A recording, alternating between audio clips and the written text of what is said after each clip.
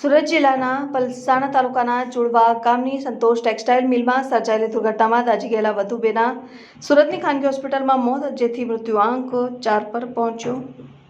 આજરોજ પરિવારજનો દ્વારા રસ્તો ચક્કાજામ કરવાનો પ્રયાસ।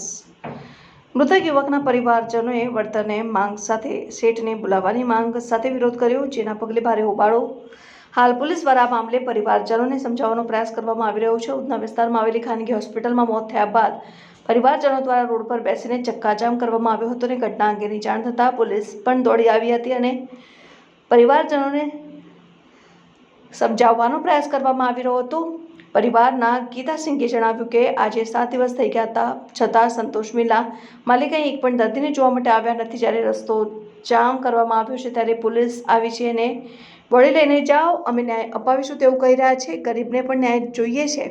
શેઠ આવે અને તેની પત્નીની માંગ છે કે જાણે તેને પૂરી કરે તેવી અમારી માંગ છે। રેખા પ્રજાપતિએ જણાવ્યું હતું કે મારા પતિ સંતોષ મિલમાં કામ કરવા ગયા હતા અને ત્યાં ડ્રમ ફાટતા 15-20 મિનિટ પછી આગ લાગી ગઈ હતી। ઘટનામાં 21 જેટલા લોકો ઘાયલ અને બીજા બધાનું મોત, અહીં 11 જેટલા દાઝી ગયેલ છે અને દાખલ કરવામાં આવ્યા હતા। અહીં 3 લોકોના મોત થયા છે અને મારા પતિનું 2 વાગે મોત થઈ ચૂક્યું છે।